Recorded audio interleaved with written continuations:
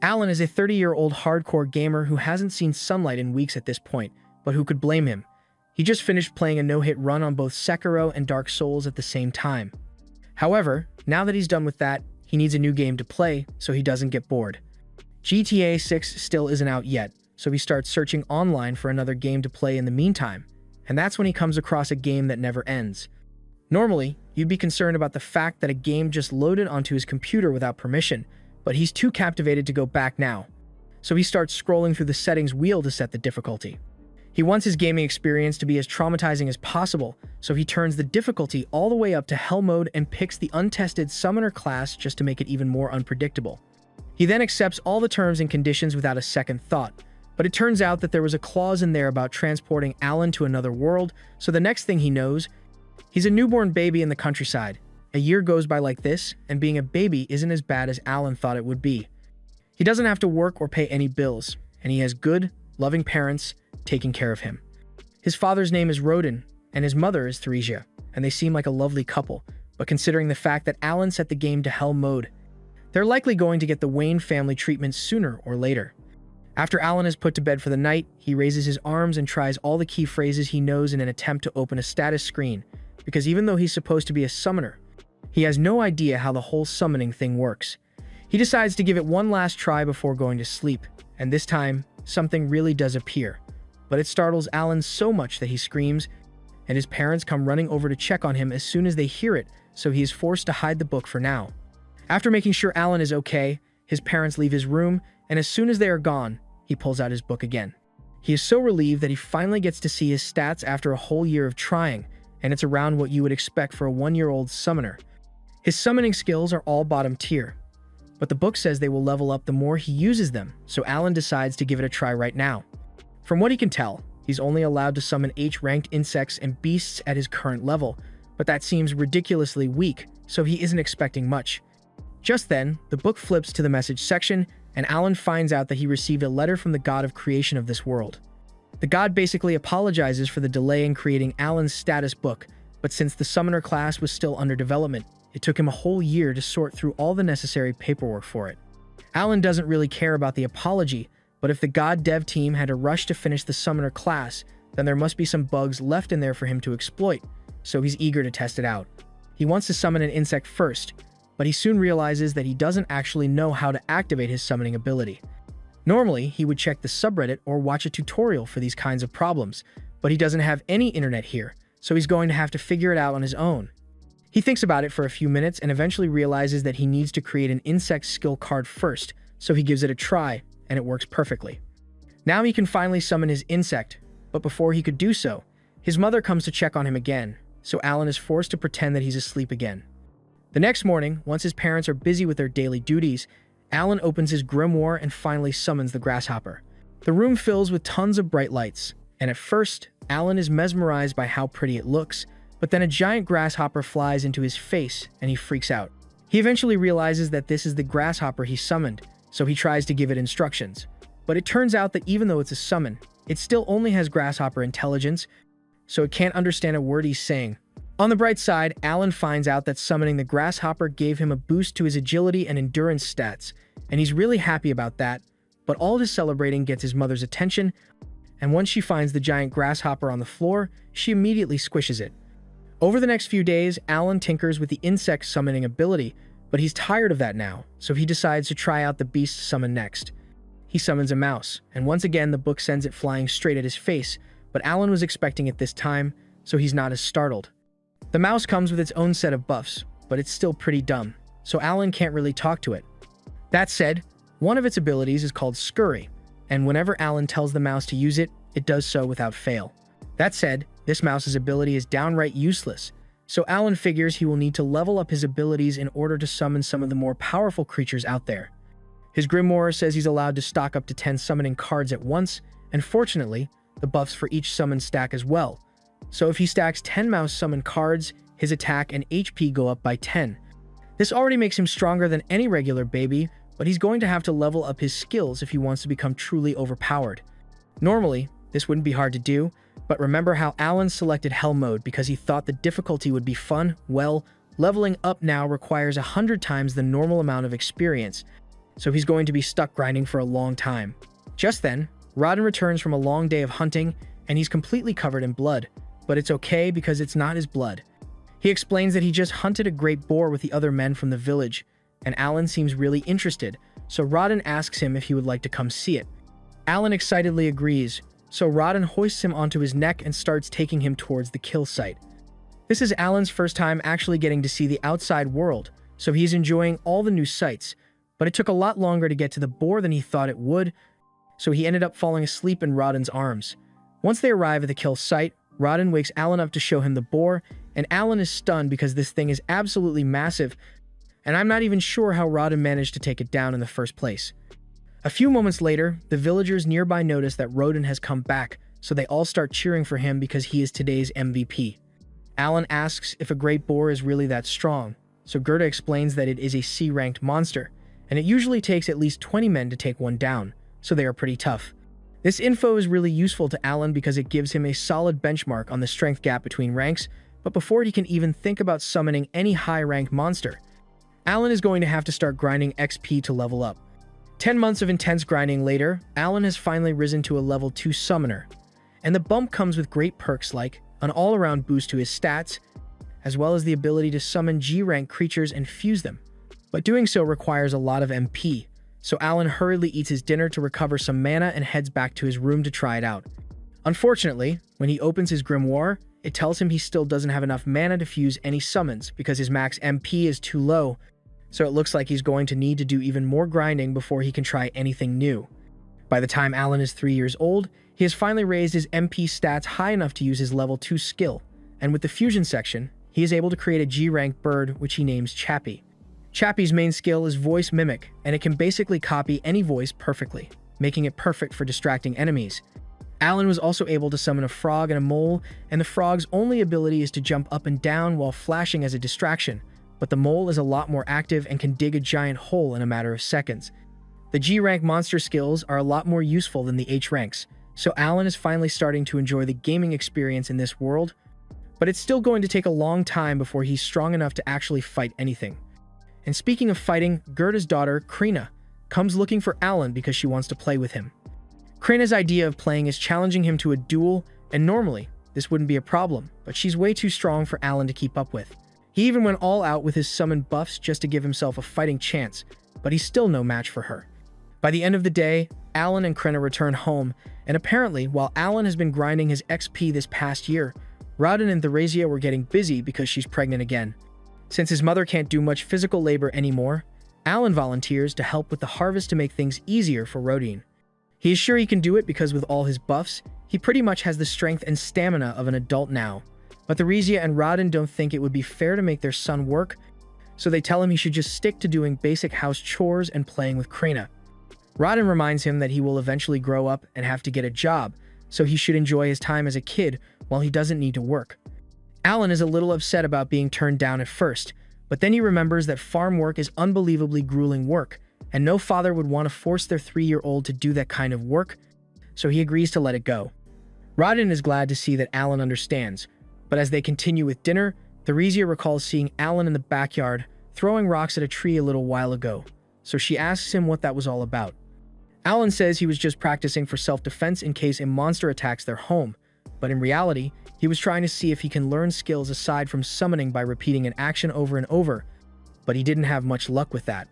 Rodden is impressed by Alan's work ethic and says he can't wait for his appraisal ceremony. Alan has never heard of the appraisal ceremony before, so he asks Rodden what it is, and he is informed that when you turn 5, you are appraised to find out what talents you may have. And if Alan is lucky enough to receive a powerful talent, he might become very rich and successful in the future. Winter rolls around, and Alan decides to summon a grasshopper out in the snow to see how long it can survive, and it lasts a whole day out here, so he's pretty satisfied. However, that satisfaction quickly fades away when Krina comes outside and starts asking him to fight her again. Unsurprisingly, Alan ends up getting his ass handed to him. But while he was busy with his duel against Krina, he completely forgot about the grasshopper he summoned, and it ends up crawling onto Theresia's leg, scaring her so much that she ends up falling over. And falling over while pregnant is a big deal.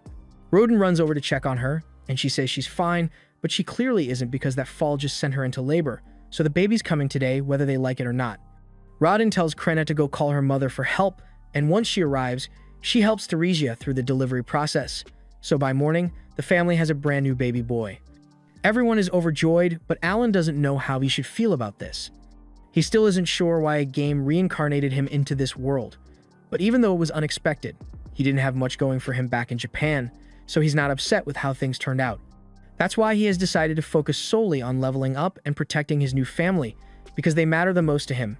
By springtime, since Alan's appraisal ceremony is coming up, he asks his dad for some details on what it's like. His dad tells him that all kids have to do it once they turn 5, and if he happens to have an amazing skill, he has a decent chance of making it to the big leagues. But unfortunately, there is a lot of competition this year since a lot of the other kids are also turning 5, and that includes Krenna. They all head to the commoner's city so they can undergo the appraisal, but as they approach the church, Alan notices that a lot of the other commoners look really well groomed. Compared to them, he's pretty much wearing rags, and now that he thinks about it, he's been wearing rags since the day he was born. So his family's finances must be way below average for this world, but that doesn't really bother him. They all gather in front of the church, and as the priests come out, they hear a lot of people making fun of the brokies in the crowd, so they tell everyone that they had better be careful of what they say. Blessings are distributed equally to all, so even the poorest farmer could inherit a powerful skill. The priests tell everyone to come inside for the appraisal, and as they are walking towards an altar, Alan notices 3 statues and assumes those must be the gods that are worshipped in this world. One of which is Elmea, the god of creation, and now that Alan thinks about it, Elmea was the one who sent him that apology letter for the class development delay. The first up for appraisal is Palomas, the son of the village chieftain, and he is instructed to place his hand on the crystal ball over there to display his stats. Palomas does as instructed, and on the stone wall, it is revealed that he possesses the merchant class, news that his father is really happy to hear. Alan was kind of expecting more to happen, but this is basically the same thing his grimoire does, with the only difference being the fact that it uses letter rankings instead of numbers. As the appraisal continues, some kids receive strong talents, while some don't receive any at all, and a few hours later, the only ones left are Krenna and Alan.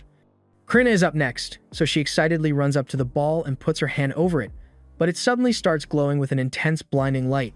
Her father is worried that something might have gone wrong with the appraisal, but it turns out that the priests simply can't believe what they are seeing. According to the appraisal, Krenna just received the Sword Lord class, one of the strongest in existence, and her dad is unbelievably happy about it, but she doesn't really understand what's so special about it.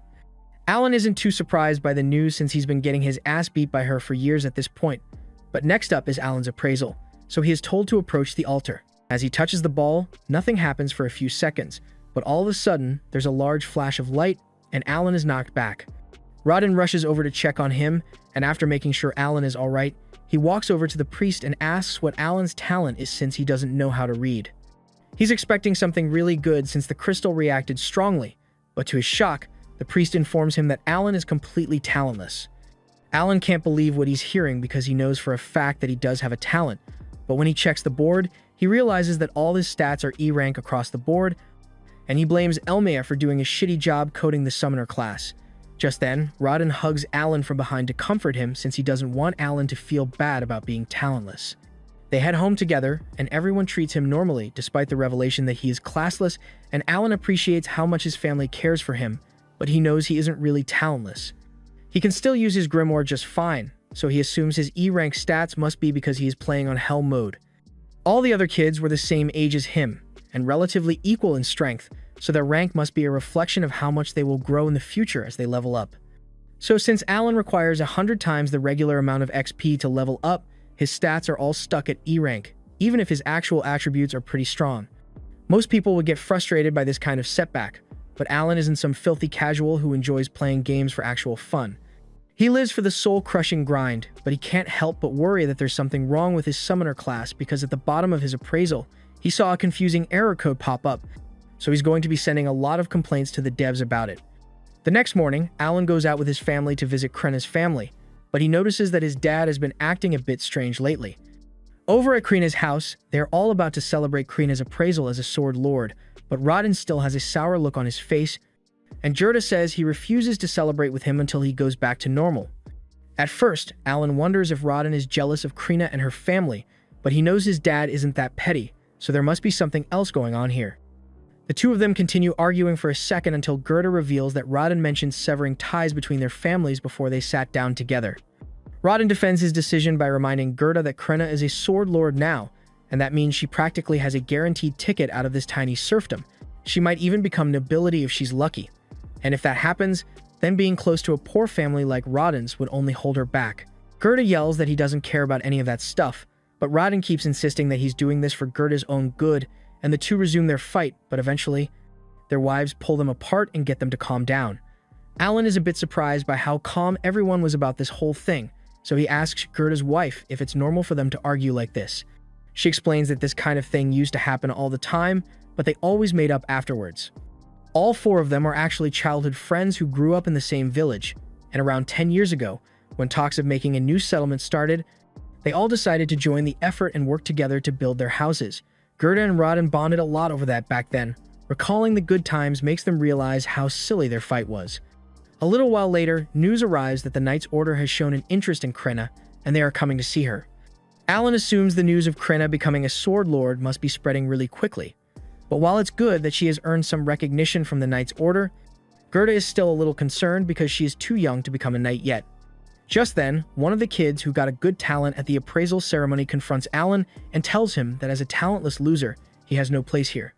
Alan doesn't really care about being insulted since he's still got his summoner power, but Krenna won't stand for anyone picking on her best friend, so she tells the kid to back off and nearly chops off his finger before Gerda pulls her back. Just then, the chief announces that the Knight's Order has finally arrived, and everyone is thrilled since they rarely get to see the knights in person. The chief calls for Gerda and Krenna to come introduce themselves to the Knight Captain. Krenna is unbelievably excited because she has always wanted to become a knight, so getting to meet the Knight Captain must be a dream come true for her. Alan wonders if the knights are going to take Krenna to the capital to train her, but before the Knight Captain could say anything, Gerda speaks up and says he can't let Krenna go because she's still too young. The captain says that age doesn't matter because if she's a sword lord, then her skills would be more than enough to get her through the training, so there should be no problem. Unless, of course, they were lying about Krenna being a sword saint just to trick the Knight's Order. Gerda assures the captain that he isn't lying, but it's already too late because the captain has decided to put Krenna to the test. He orders his vice captain to prepare to have a duel with this 5-year-old, and without a second thought, the vice captain agrees. Gerda tries to get the Knight Captain to reconsider since he doesn't want to put Krenna's life at risk, but he is told that if she doesn't fight, then it will serve as proof that she lied about her class, and she, along with her entire family, will be executed. The knights then bring out a sword for her to use, and most children would be terrified by this point, but Krenna is so battle-hungry that the second she realizes that she gets to use an actual sword, she says she is willing to accept the duel. Everyone gets into position for the duel, and Leibrand faces off against Krenna. So as the match begins, Krenna charges at Leibrand with full force. Your eyes do not deceive you. She's swinging a sword that's twice her height like it's nothing, and she's actually giving Leibrand a run for his money, but he is still keeping her at bay relatively easily. The Knight Captain seems unimpressed by Krenna's skills so far, but as the fight goes on, she manages to block one of Leibrand's strikes and prepares to retaliate. However, Leibrand punts her across the street and into one of the walls. Gerda is enraged by the way his daughter is being treated, but before he could do anything about it, he is pushed to the floor by the knights, along with Alan and Raden when they try to interfere.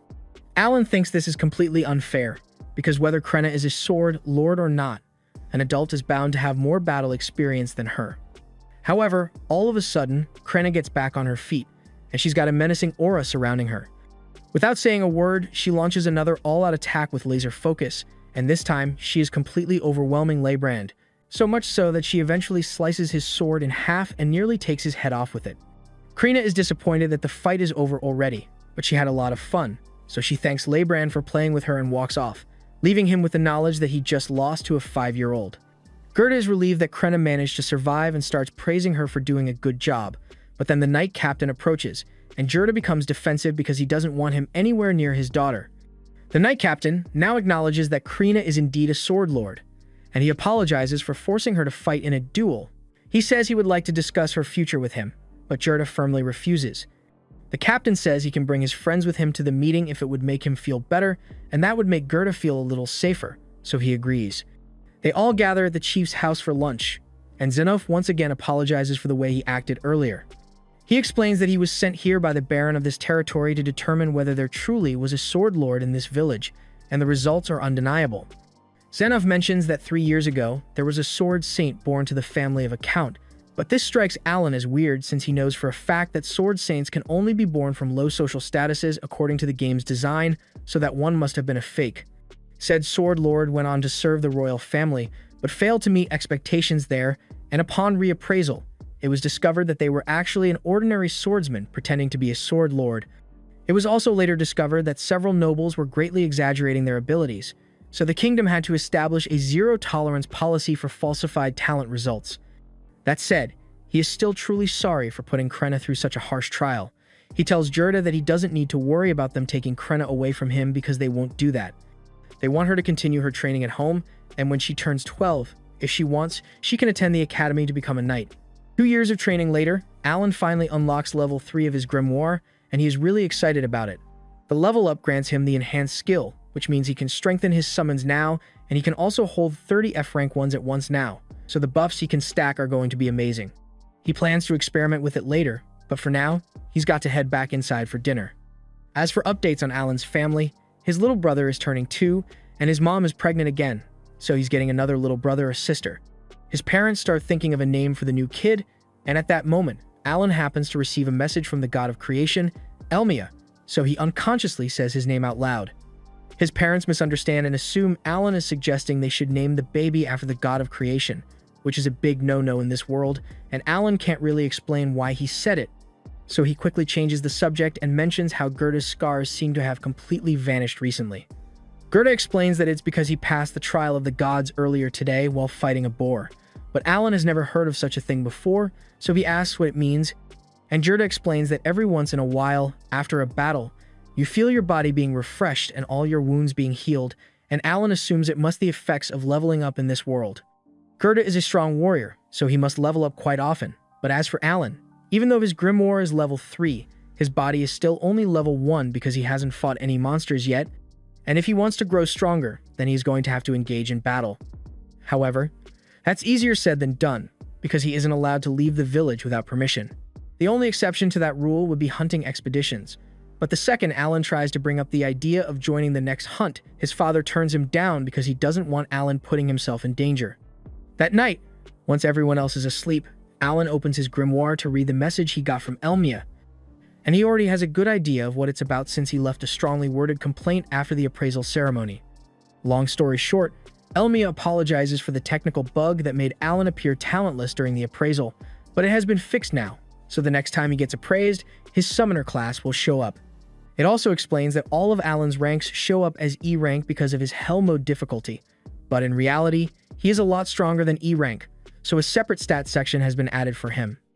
Alan takes a look at his new stat sheet, and it's a lot better than he thought it would be. He's got a bunch of S and A rank stats, which is about the same as what Krenna got, so he is satisfied with the results of all his efforts. Now that he's done with that, he decides to begin experimenting with his new abilities, and the first thing he wants to try is the enhanced skill, so he summons a grasshopper card and uses the skill.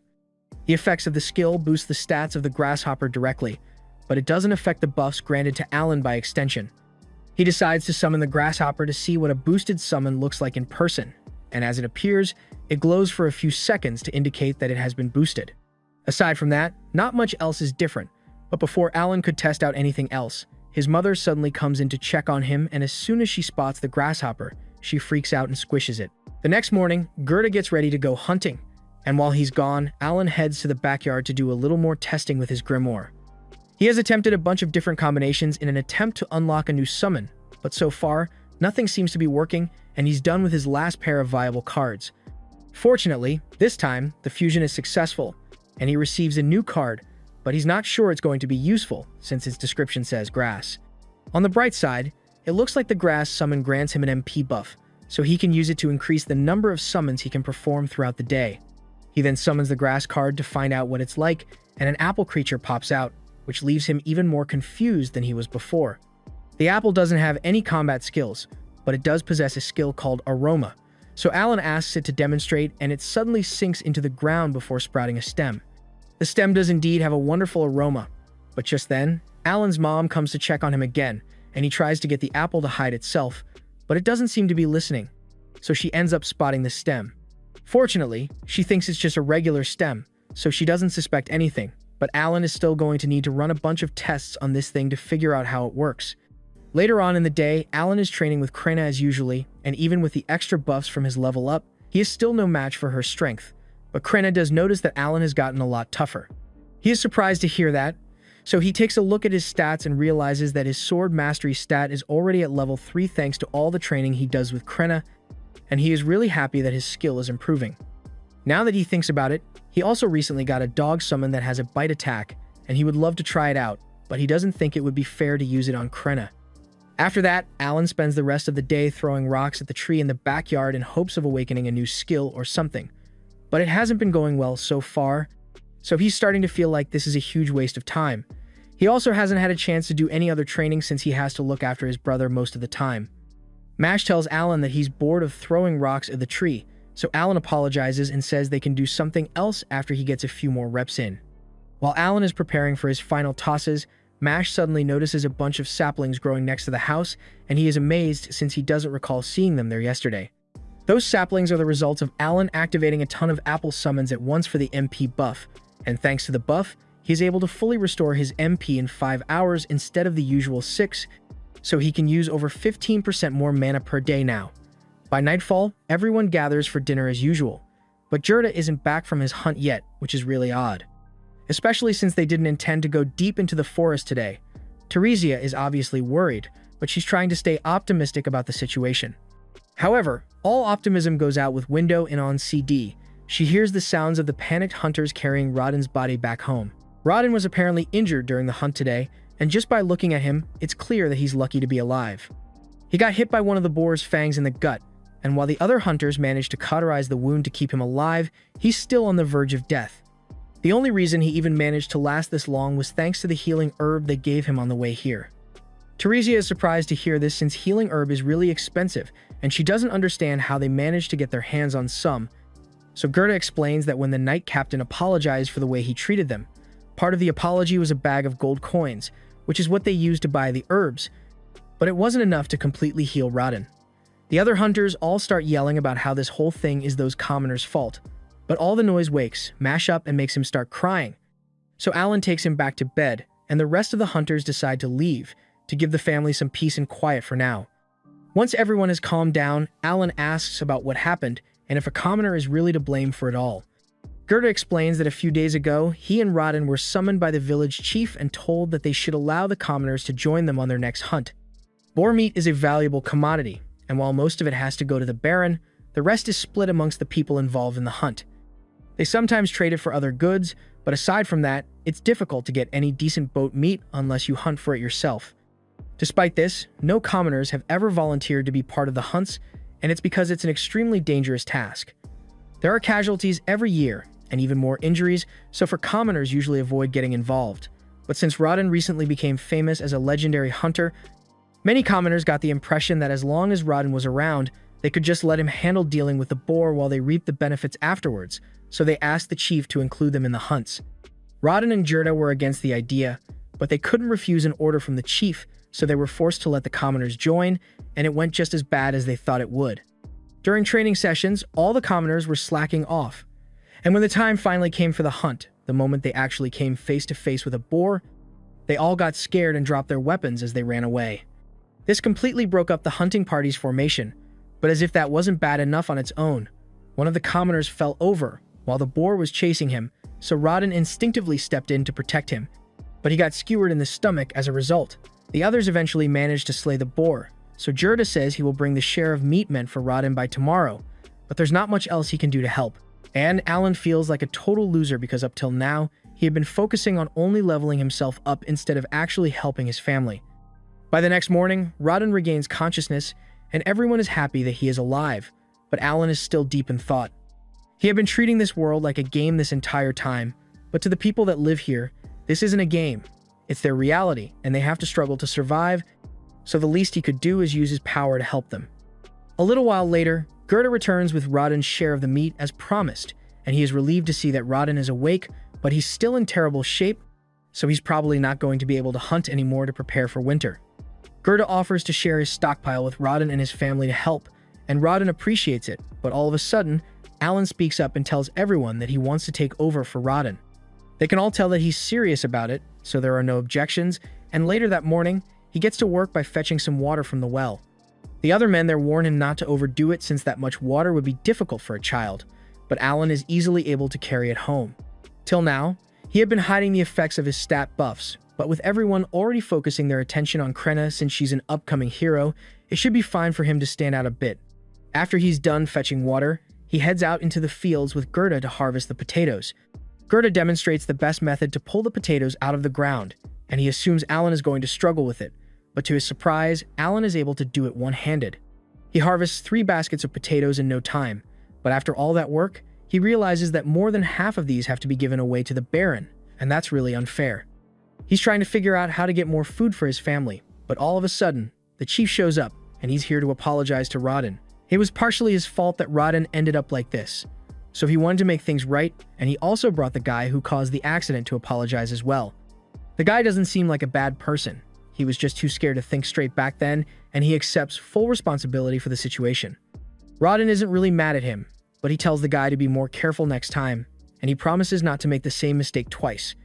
Later on, Alan heads out into the fields and clears out a wide area because he came up with an idea. He summons a bunch of frogs and has them use their provoke skills to lure out some potential prey. However, instead of the few ducks that he was expecting, he actually ends up attracting a monster bird. At first, he thinks it's best to run away while he still can, but then he realizes that it would really help his family if he defeated the bird. Plus, he's got a bunch of stats boosts, so he thinks he should be strong enough to handle it and ends up deciding to attack. He runs in and whacks the bird across the head while it's not looking, and then he summons several dogs to attack it all at once. The dogs are doing a fair bit of damage, but unfortunately, the bird is too strong for them, so it takes them out, one after the other. It then goes after Alan, and since his summons have all been defeated, he has lost the majority of his buffs as well, so he is in serious danger here. He needs to act quickly if he doesn't want to end up as bird food, so when he gets the chance, he summons 2 leeches that start sucking on the bird's neck. Alan had never really tested them out before this, but thankfully, as expected, they seem to have an energy drain ability, so they can weaken the bird enough for him to stand a chance. Once they gets himself free, Alan summons even more leeches and wolves, and with their combined efforts, he is finally able to deal the finishing blow and defeat the monster. Alan can hardly believe it since this is his first kill, but his grimoire confirms that the bird is indeed dead, and he even received 100 XP as a reward. Later that day, Alan returns home with the bird, and his entire family is left speechless because they can't believe he actually managed to kill something like that. Alan tells them he just happened to catch it off guard while it was distracted, which is mostly true, but he did leave out the part about his summons.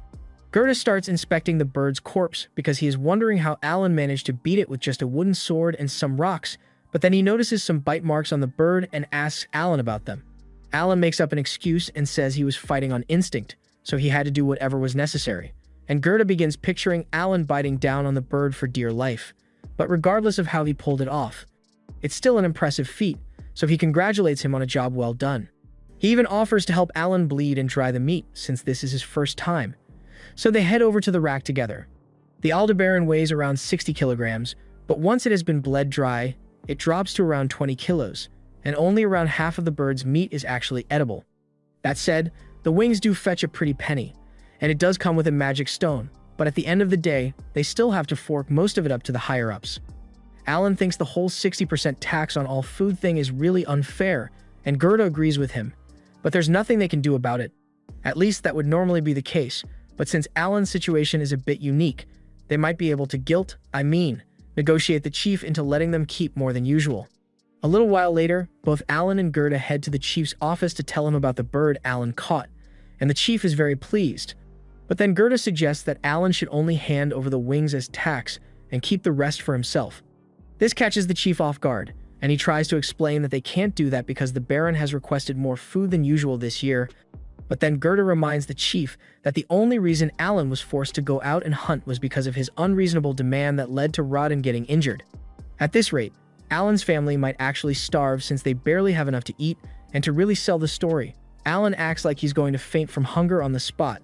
The chief feels really guilty, but he's still hesitant to cut Alan's taxes, so to sweeten the deal a little, Gerda offers to throw in the bird's magic stone. The chief eventually agrees to the deal, and Alan and Gerda are really happy to hear that. But they aren't done yet, because Alan asks if this means he can keep all the meat aside from the wings with any future birds he catches. The chief is once again hesitant to agree, but Gerda reminds him that it's pretty rare for a kid to catch an Aldebaran all on his own, so what are the odds of it happening again? The chief eventually agrees to let Alan keep most of the meat of any of his future catches under the assumption that he won't be able to catch another bird anytime soon, but he was wrong. Later on, Alan heads back out into the fields, and this time, he manages to lure in 2 Aldebarans at once. By now, he has gotten the strategy down pat, so he sends out the leeches first to weaken the birds, and after that, he throws some rocks at their heads to disorient them. Next, he orders his wolves to attack with full force, and after they've whittled down the birds' health, he whacks them over the head with his sword to finish them off. Alan has been going on hunts every 3 days for a while now, but this is the first time he has ever managed to succeed without losing a single one of his summons, so he's really pleased with himself. And to make it even better, he has finally gained enough XP to go up to level 2. He excitedly opens his status screen so he can see how much his stats went up, and it looks like he got a 60% boost to his stats, which is a little less than what he was expecting. But it's still a huge increase, so he's happy regardless. It took him 6 years to go up 1 level, but now that it has finally happened, he thinks it's about time that he lets his family know the truth about him. A little while later, he returns home with both of the birds, and his father is amazed that he managed to catch 2 of them at once. But he also notices that there's something different about Alan today. However, Alan still has a bunch of other things to do, including his sparring session with Krenna, so he leaves before Rodden gets a chance to say much. After today's haul, Alan has officially captured 10 birds total, so his family should be able to use that to make it through the winter. He would like to keep hunting birds to see if he can make it to level 3, but he doubts he would be able to find that many birds in time. Thanks to his stat boost, Alan can keep up with Krenna a lot easier now. But he got distracted by his thoughts for a moment, and that was enough time for her to sneak up from behind and smack him on the head. Later that night, Alan calls a meeting with his family, and once they are all present, he informs them that he isn't actually talentless. He can't reveal the exact details, but he basically explains that when he was a baby, he received an oracle from the god Elmia, and that means he is smarter and stronger than the average person, but he's also going to have to work 100 times harder than normal to grow stronger. His parents believe him, but they are devastated because it sounds a lot like Alan was cursed, and they aren't wrong, but it was actually self-inflicted when he chose to play on Hell mode. Alan also tells them that the only reason he was appraised as talentless was because his talent was too new to be recognized. His parents are amazed to hear that and ask if this means Alan really does have a talent, but he tells them he doesn't know what it is yet. He thought about revealing the fact that he's a summoner at first, but he eventually decided not to, because he doesn't know how people will react once they find out that he can summon and control living creatures. Even though they don't know what Alan's talent is, they are relieved to find out that he is talented, because now it makes sense why he spent so much time throwing rocks at trees and hunting monsters, but they wish he would have told them sooner. Rodden asks Alan what he plans to do from now on, and Alan says he's going to continue doing his best to grow stronger, so his dad reminds him that he should feel free to ask for help if he needs it. But in the meantime, he probably shouldn't mention this to anyone else, because it would be really bad if he were mistaken for a false prophet. Though, it's probably fine to talk to Gerda about it since he isn't a snitch, and Rodden really wants to brag to him about how amazing Alan is. The next day, the first winter snow hits, so it's time for Alan to start bartering with the bird meat he stocked up on, and Gerda is coming along to show him the ropes. Gerda plans to trade in some of the boar meat he stocked up on before the winter. Fortunately, there haven't been any more accidents since. As long as there are no commoners to mess things up, the hunts usually go pretty smoothly, but hearing that gets Alan thinking, and he wonders what the difference is between serfs like him and Gerda and the commoners. Gerda explains that commoners have a higher social standing than serfs, and the taxes they pay are also a bit different. Whereas serfs have to pay 60% of all the food they make as taxes, commoners only have to pay a head tax, meaning they pay 1 gold coin per person each year. Alan asks if it's possible for a serf to become a commoner, and Gerda explains that it is indeed possible, but you'd need to pay a tribute of 10 gold coins in order to do so. Alan does some quick math, and since his mom has another baby on the way, he would need to pay 50 gold coins for all of them to become commoners, which is a lot of money. But he's going to make it happen sooner or later. Alan spends the rest of the day shadowing Gerda to learn how much his bird meat is worth in the barter system, and by day 2, he has a decent enough understanding of it to make the trip on his own. A bag of salt costs him around 5 pieces of jerky, and that same bag of salt would be worth 5 silver coins, so 1 piece of meat is worth 1 silver coin. With the currency system, 1 gold coin is worth around 100 silver coins, So if Alan wants to save up 50 gold coins for his family, then he is going to need to hunt for the equivalent of 500 pieces of the Aldebaran meat. That seems like a lot, but Alan is sure he can get it done within a few years. For his next stop, Alan heads to the local potion store and asks if they have any MP recovery potions. The store clerk tells Alan he doesn't sell anything that fancy, so Alan asks if he has any healing herbs in stock instead. Hearing Alan mention the healing herb strikes a nerve with the store clerk because he got a bad deal last time he sold one. He recalls that a guy named Gerda came in here, begging to buy some healing herb to save his buddy. It usually costs 5 gold coins, but Gerda only had 3 at the time, so he begged the store clerk to give him a discount and promised to pay it back later. Gerda seems so desperate that the clerk decided to help him out, and to his credit, he did come back to pay the balance later.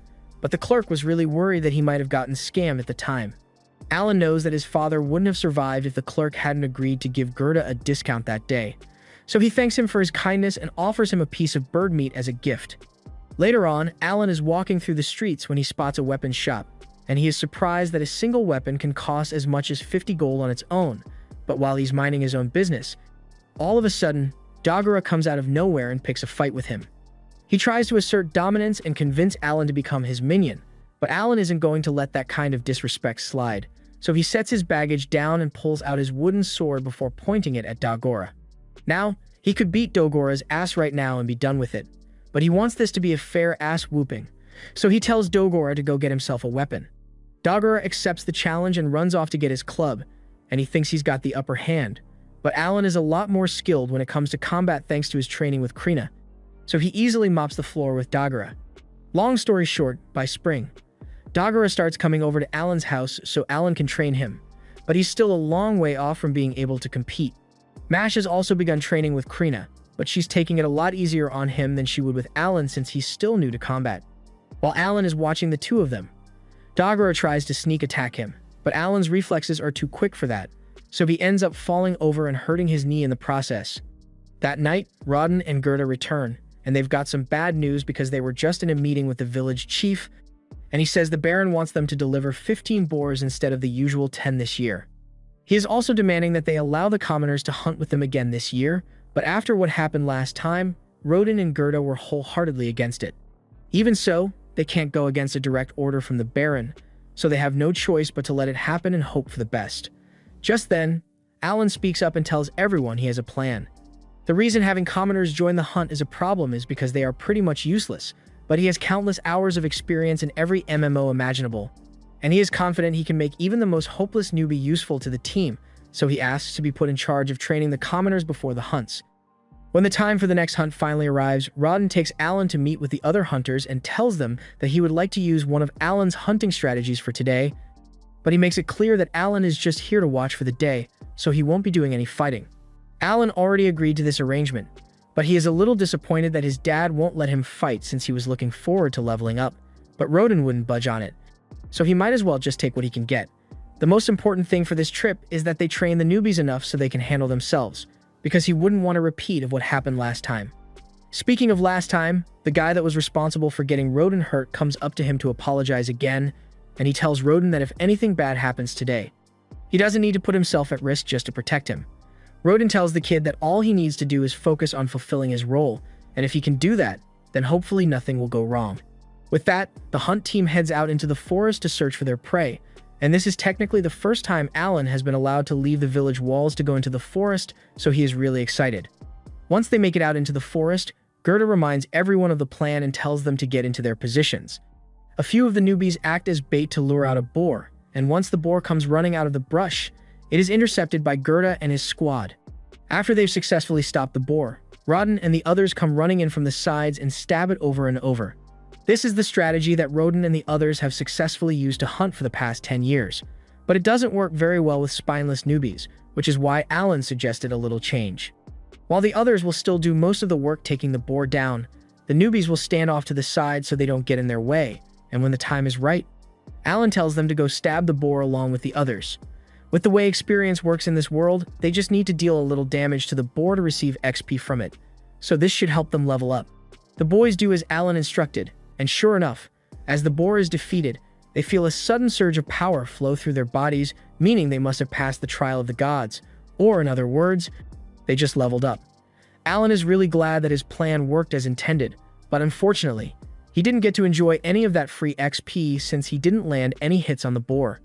The next day, Alan is over by the well with a few of the older guys when he hears that one of them has been focusing on butchering meat instead of hunting, since his wife is pregnant and he wants to play it safe. And since that's the case, Alan asks him for a little favor. He leads the man back to his house and shows him the set of Aldebarans that he recently captured. The man is amazed that such a little kid was able to catch so many birds, but Alan explains that he has a bit of a problem. He can't handle butchering all these birds on his own, so he was hoping the man would help him out a little, and in exchange, Alan is willing to give him 2 packs of meat per bird butchered. The man is more than willing to help since it's a really good deal for him, but he asks Alan if he's really okay with giving out so much meat as payment.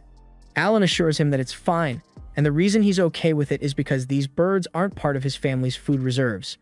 Alan caught these birds specifically so he could sell them to earn the 50 gold coins he needs to raise his family's status. Later that day, Alan is back out in the forest with the hunting group, and they've got a few extra newbies with them today. The plan is to gradually expand the group until they have enough people to make 2 groups to hunt twice the amount of boar like the Baron wanted.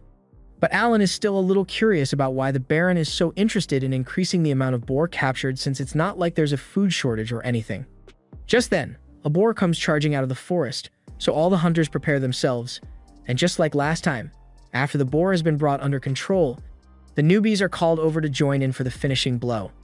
Just like last time, the newbies all level up from the free experience they gained, but thanks to some quick thinking from Alan, he also managed to reap the benefits of the kill. All he had to do was send out one of his grasshoppers and let it be squished by the boar to technically make himself a participant of the battle, and it worked out just as he hoped it would since he managed to make it to level 3, but he does feel a little guilty for sacrificing one of his summons like that. 3 months later, Alan and the others are invited to go to the chief's mansion to celebrate the start of a new year, and now that the party is over, he and Krina are walking back home. Krina is really happy since they got a lot of free candy, but Alan assumes that was just a reward for meeting the 15 boar quota. They eventually return home and meet up with their families, as they are about to throw a New Year's celebration of their own, and as they all dig in, Rodin begins praising Alan for his genius idea to safely integrate the newbies into the hunting parties, and thanks to that, they should have no trouble meeting the 20 boar quota next year.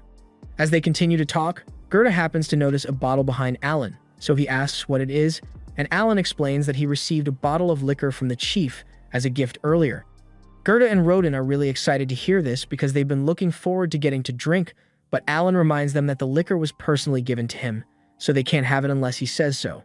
This is all part of his plan to get them to let him fight during the hunts, so he says he will only let them have it if they can beat him in a game. Rodin and Gerda are really desperate for that liquor, so they agree to Alan's terms and ask what game he wants to play, to which Alan answers that he wants to arm wrestle. Gerda and Rodin are fine with that, but before the game begins, Alan asks them what they are going to give him if he wins because he needs some kind of reward for his effort. Rodin can tell that Alan already has something in mind, so he asks him to just tell them what it is, and that's when Alan explains that he just wants them to let him fight in future hunts. Rodin doesn't like the idea, but he sees no harm in playing along since he's sure he's going to win anyway, so he and Gerda get ready to arm wrestle with Alan. First up is Gerda, and he seems pretty confident that he won't lose a contest of strength against a 7-year-old, but unfortunately for him, Alan has stocked up on every strength buff available with his summons, so as the match begins, Alan matches Gerda's strength and eventually manages to overpower him. Gerda can't believe he lost, but Rodin kind of expected as much considering all the amazing things Alan has been doing lately, but he is still confident that Alan won't be able to beat him like he did with Gerda, so after a short break, Rodin locks arms with Alan.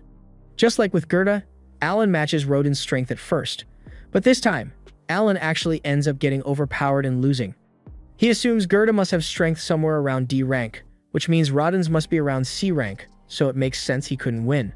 As promised, he hands over the liquor, but he swears he will get strong enough to beat Rodin someday.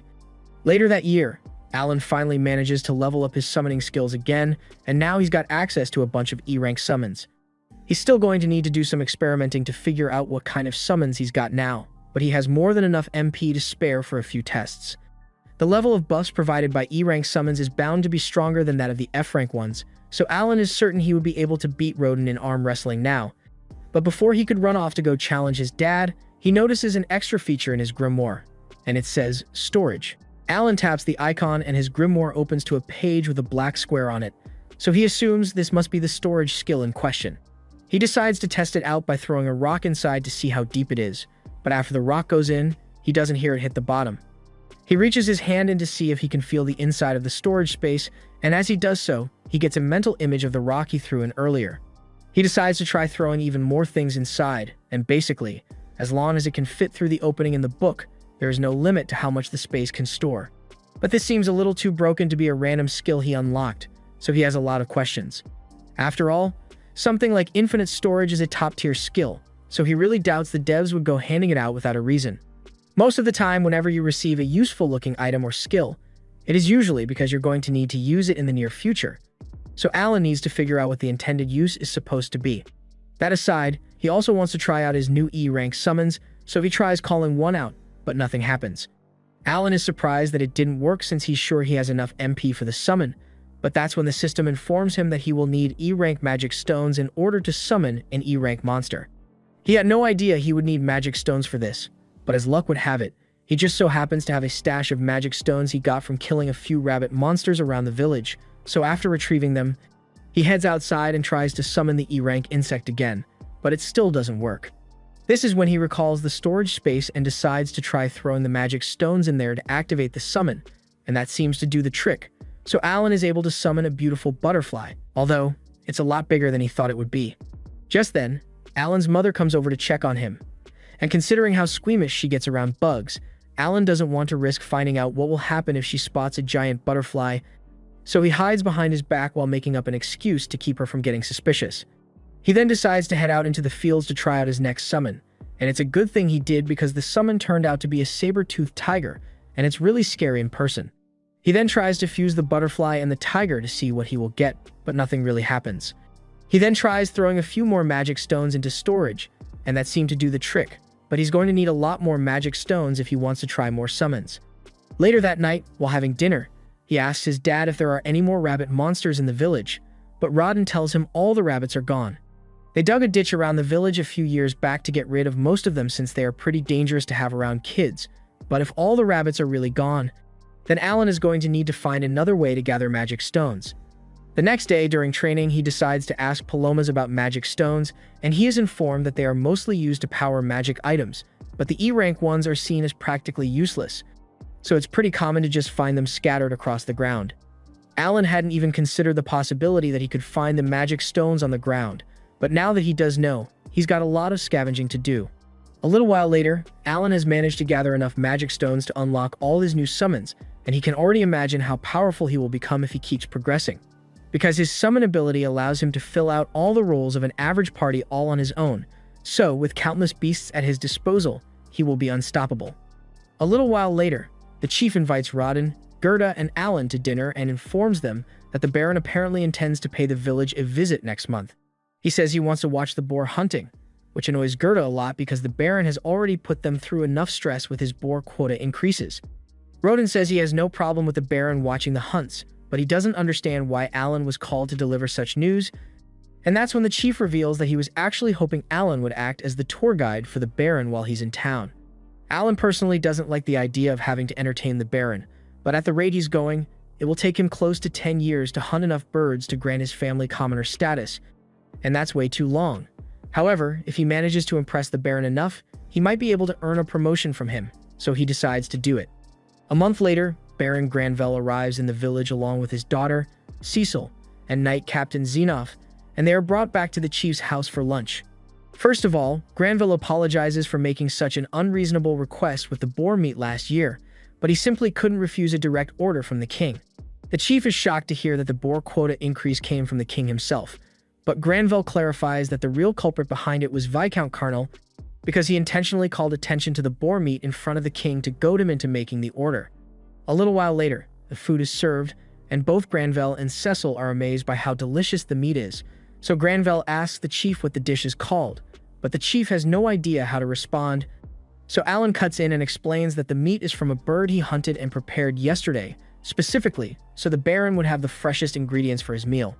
Granville is impressed by how well-mannered Alan is, so he asks if he is the chief's son, but Zenov remembers meeting him last time he was in the village and recognizes him as the son of Rodden, the renowned boar slayer. The Baron is impressed by Alan's manners and asks if he happens to come from a family of former knights, but the chief explains that Alan and his family are just serfs. As soon as Cecil hears this, she becomes outraged that the chief would let a filthy serf set foot in the guest hall, but her father scolds her and tells her serfs are valued members of the fiefdom, so she can't go around treating them like trash. Cecil apologizes for what she said, but now she's mad at Alan for some reason, and he can already tell that she's going to be a pain in his ass later. Fortunately, unlike his daughter, the Baron seems like a reasonable person, so when Alan explains that he is going to be in charge of showing them around during tomorrow's hunt, he thanks him for volunteering and says he looks forward to it. Zenov mentions that if the 20 boar quota proves too difficult for them to manage, he can have his knight take over the hunts, and Granvelle thinks that's a good idea since he doesn't want to overburden them. But Alan interjects and tells them that won't be necessary, because they are more than capable of meeting the quota on their own. The following morning, the Baron's carriage has been prepared, and he is entrusting Zenov with protecting Cecil should anything go wrong during the expedition. Before long, they set out into the forest, and upon arrival, Alan shows them to a tower prepared in advance so they can watch the boar hunt from a safe distance. Alan leads them all into the tower's perch, and Cecil really seems to be enjoying the view because she has never seen so many trees before. A few moments later, Rodden and the rest of the warriors arrive, and Granvelle is impressed to see that they've acquired armor.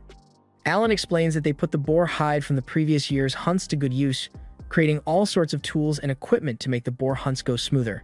As the hunt begins, Granvelle notices a few warriors who aren't wearing any armor run into the forest alone, so Alan explains that those guys are in charge of luring the boars out of the forest and into the hunting grounds.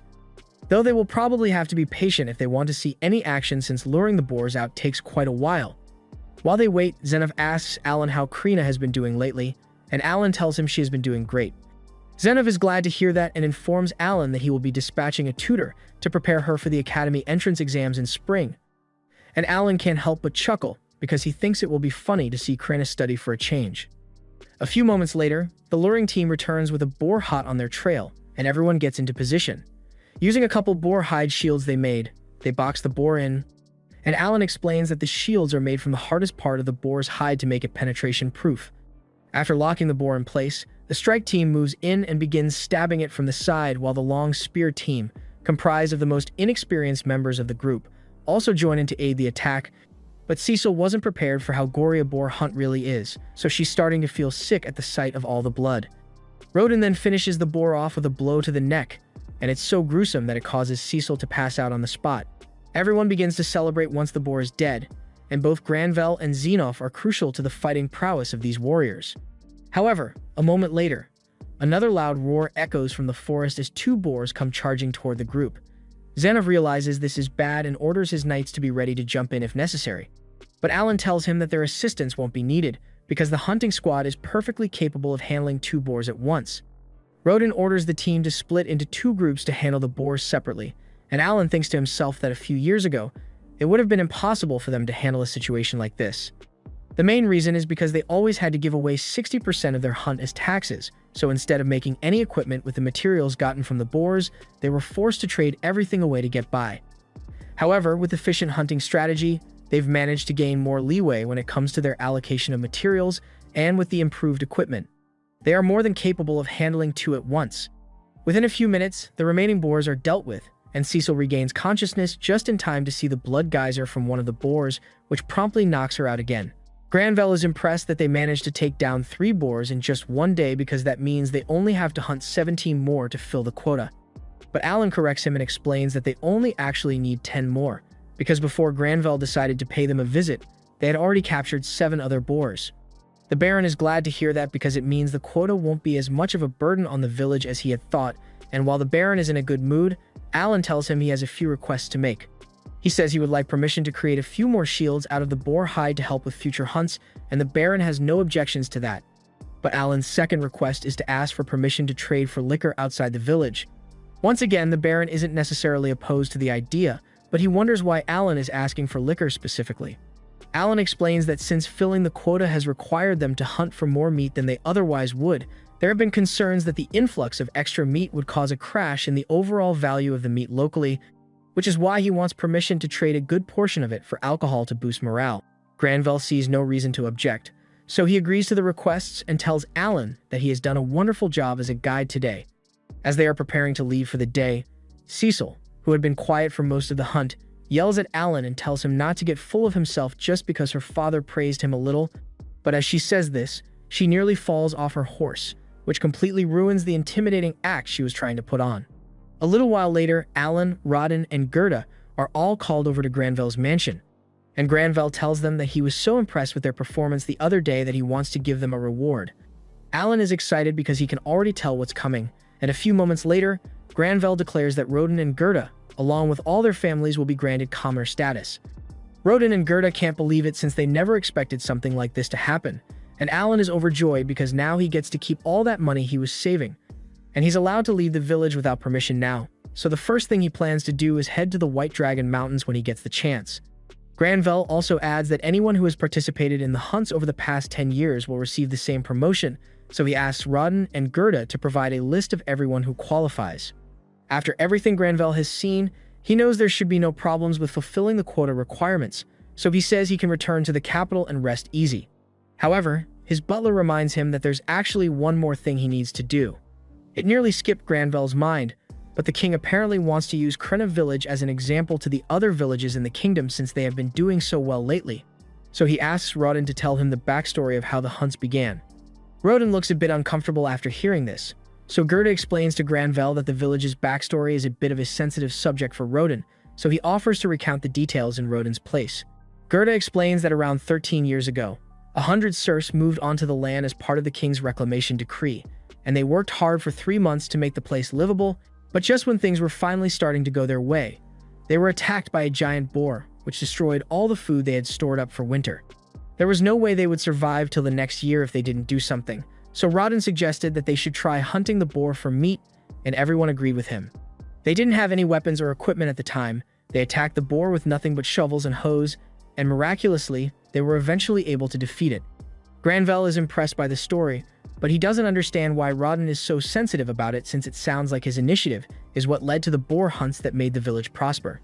However, Gerda informs him that during that hunt, one of Rodden's close friends ended up dying, and Rodden has blamed himself for it ever since. Granville understands how Rodden must feel, and to make up for bringing up such a painful memory, he tells Rodden he is allowed to make any request he wants. Alan thinks this is great and tells Rodden he can ask for some high-quality liquor, but instead, Rodden asks the Baron to allow Alan to work on his estate, even if only as a simple hallboy. Alan internally freaks out after hearing this, because if he gets employed at the Baron's estate, he will have even less freedom than he already does, so he is hoping the Baron refuses Rodden's request. But to his dismay, Granville actually says Alan is too good to be a mere hallboy, so he will employ him as a fully fledged servant of the estate. Cecil is outraged by this since she can't believe a filthy serf is going to be allowed into the mansion, but her butler reminds her that Alan isn't a serf anymore because he was just promoted to a commoner. Alan really wants to find a way to back out of this, but Finn's Rodden seems really happy about the whole thing, so he would feel bad if he ruined it by turning down the offer now. The next day, Alan gets dressed for his first day as a servant at the Baron's estate, and though his family is happy for him, they are also really sad to see him go. Krena is especially upset about not getting to see Alan again, so Alan suggests they should spar one more time before he leaves, and that seems to cheer her up. As their battle begins, everyone watches expecting Krena to dominate Alan as usual, but this time, Alan dumped all his stat boosts into agility, and it made him quick enough to keep up with and even outpace Krena despite her being a sword lord. Eventually, Alan wins the duel by holding his sword to Krena's neck, and she's in shock because this is the first time she has ever lost, but Alan says they can just call this a draw, and they'll have a rematch in the future to decide the real winner.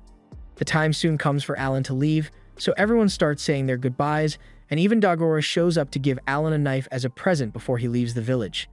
After that, Alan's parents both walk Alan to the village gate, and along the way, Rodden tells Alan that being a servant is only the first step for him, and if he works hard, he will definitely move up in life.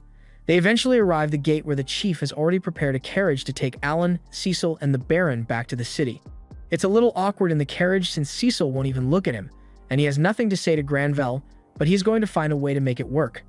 Thus, Alan's life as a servant at the Baron's estate officially begins, and since he's a similar age to Cecil, he is put in charge of taking care of her, which basically means he is required to listen to all her demands, no matter how unreasonable they may be. For example, she asks Alan to carry her on his shoulders so she can reach some fruit that's up in a tree, but after she gets the fruit, she realizes it tastes awful and blames Alan for not warning her about it sooner. She's not a bad person, but she is really annoying to have to deal with all day, though Alan can't say anything about it since that would be disrespectful. She tells Alan to go buy some delicious fruit from the market for her, and Alan agrees to do so, but just then, he notices a giant ship flying overhead, and he is amazed because he had no idea that this world had stuff like this. Cecil doesn't understand why Alan is so shocked and asks if this is his first time seeing a magic airship, but Alan really hasn't seen one of these before. So she decides to leave him be and just reminds him to buy the fruit for her once he's done here.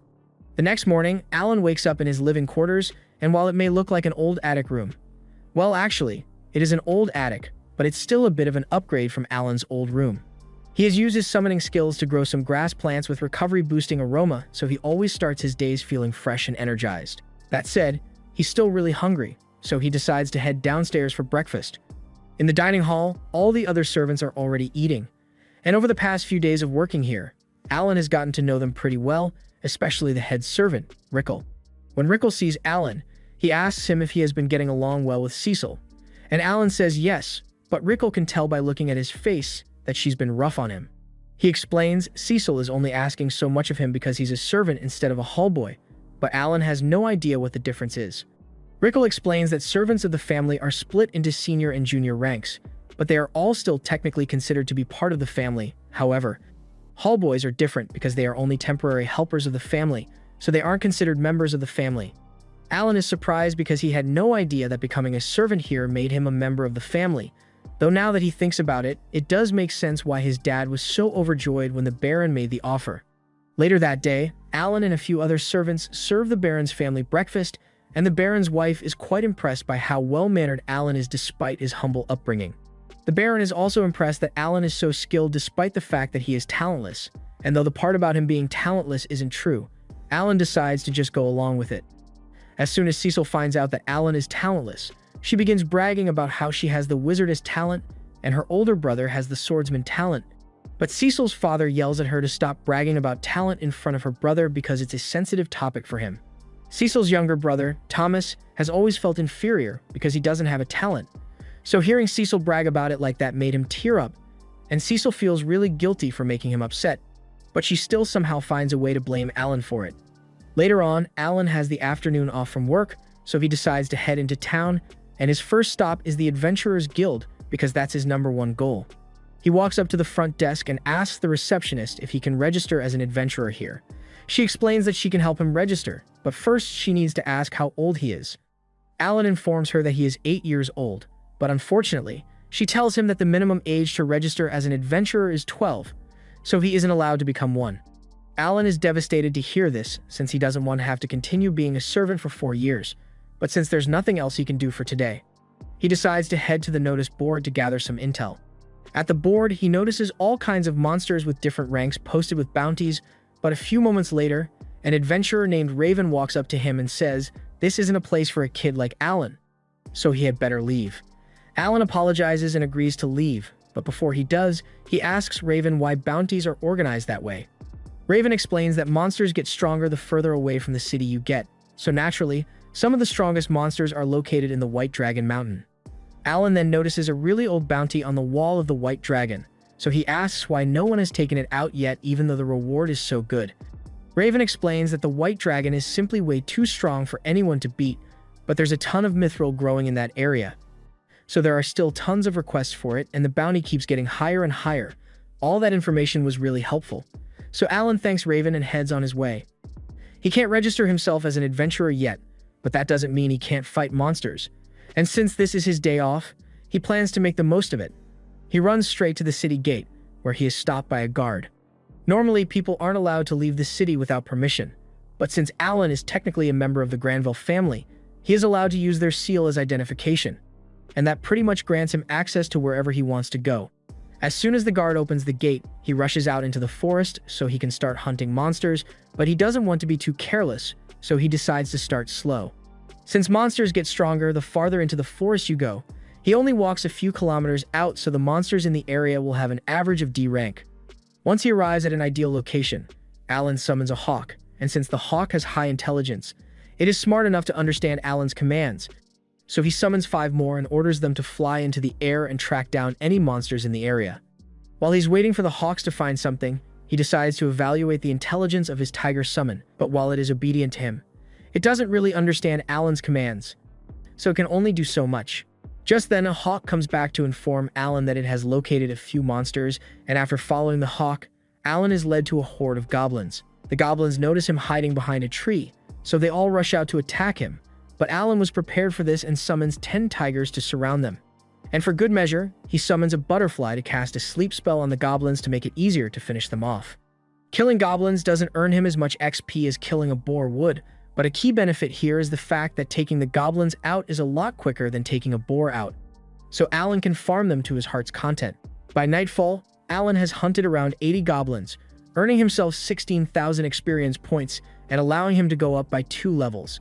He is really pleased with how his day off went, because not only did he level up, he also learned a lot about his summons. For example, the butterfly's sleep spell has an 80% chance of successfully putting a goblin to sleep, and D-rank magic stones can't be used to create E-rank summons, even though they are more valuable. Anyway, even though it's late, Alan wants to keep farming, so he asks the hawks to go look for more monsters to fight, but they all just kind of stare at him without moving. Alan asks what's wrong, and that's when he finds out that the hawks aren't capable of seeing well at night, so they won't be able to scout monsters for him anymore. That's a huge bummer for Alan since he still wanted to hunt a little more, but he's got bigger problems to deal with right now because he was planning to rely on the hawks to help him find his way back to the city. And if they can't see anything in the dark, then that means he is pretty much lost in the woods, but he can't spend the night out here, so he is forced to stumble through the dark until he eventually makes it back home. A month later, Alan commissions a blacksmith to make 3 metal balls for him since he has been meaning to find a way to make his rock-throwing skill more effective, and these are perfect. So after paying for the balls, he tosses them into his grimoire's storage. Over the past month, Alan has gone hunting 4 times, and thanks to his successful XP farming sessions, his level has risen all the way to 12, so he finally feels like he is making some progress. Later that night, he returns to the Granville estate, but as soon as he walks in, he is cornered by Sebas and told that the Baron wants to have a word with him. Alan heads to the Baron's office to meet with him, and he begins praising Alan because ever since he arrived, the others in the mansion have had nothing but good things to say about him. However, the Baron is a little concerned about what Alan does on his days off because he has been told that Alan leaves early in the morning and does not return until late into the night. Of course, the Baron tells Alan that he isn't in trouble because he is free to do whatever he wants with his days off, but he just wants to have an idea of what Alan is up to. Alan understands why the Baron would be suspicious of his behavior, so he decides to be completely honest and explains that he has been hunting in the forest on his days off. The Baron asks why Alan is doing it, so Alan explained that as the son of a hunter like Rodin, it is simply natural for him to want to hunt as well. The Baron can't argue with that, so he tells Alan he is free to continue hunting as much as he wants. However, there is one condition. Sebas assumes that Alan must be hunting E-rank rabbits since he doesn't know he is strong enough to handle D-rank goblins, so he tells Alan that he cannot sell the meat he catches to any of the local butchers since it could cause a scandal if it became public knowledge. Instead, Sebas offers to have the estate buy any meat Alan hunts at 1 silver coin per bundle, which is higher than the current market rate. Alan is overjoyed by this news, especially since till now, he had just been throwing away all the meat he gathered, so this will give him a chance to earn a little extra money. 6 months later, Alan is out in the forest on one of his weekly hunts, and today, he plans to kill at least 100 goblins and a few horned rabbits to bring back to the mansion. Just then, one of his hawks returns, and he assumes this must mean it has found more monsters, but then a moment later, the rest of the hawks return as well, and they all seem to be acting pretty strange, so Alan realizes something must be wrong. He decides to follow the hawks, even though he has no idea where they are leading him. But a moment later, he comes across Raven and his party in deep trouble against a horde of goblins. Raven is already down for the count, and with Rita being the only other fighter on the team, the situation isn't looking good for them, so Alan decides to join in to help. He throws his metal balls at a few of the goblins, but while it does a lot more damage than throwing stones does, it isn't enough to kill them outright, and he only had 3 pieces of ammo, so it wasn't as effective as he had hoped. Normally, he would be able to handle the goblins effortlessly by summoning a few tigers, but he doesn't want to use his powers in front of other people yet, so he is going to have to get his hands dirty. He charges at one of the goblins, and since he is level 12 now, he is a lot stronger than he used to be, so he can easily handle a D-rank goblin on his own without help from his summons. He then proceeds to take out a few more goblins in the time that it takes Rita to kill one, and thanks to him, they are safe, but Raven's life is still in danger here. Rita begs Milsey to hurry up and heal Raven, but unfortunately, Milsey is already out of mana, so she can't use any more healing spells. With his current state, Raven won't survive long enough to make it back to town, so Alan offers to use some of the healing grass he made with his summon. And with it, Raven's wound is completely healed. The others are overjoyed to see Raven wake up, and they all swear that they will repay Alan for the valuable healing herb he used on them. But Alan really doesn't want to draw too much attention to himself, but there is actually something he could use their help with. He tells them that he is currently collecting E-rank magic stones, so if they could gather around 100 for him, that would be a huge help. Raven and the others are surprised that that's all Alan wants since E-rank magic stones are pretty much worthless. But since he insists, Raven promises that they will have the stones ready for Alan by next week, and the two say their goodbyes. A few days later, Alan is back on the job as Cecil's servant, and she is currently having him give her a boost so she can reach a jar of jam. Alan asks her why she's doing this, so she explains to him that she wants to bake some yummy cookies to commemorate her brother Mai-Hai's return, but Alan had no idea that Mai-Hai was returning, and he is so shocked that he loses his balance, causing Cecil to fall over. This was the end of episode 7. Subscribe to not miss the next part.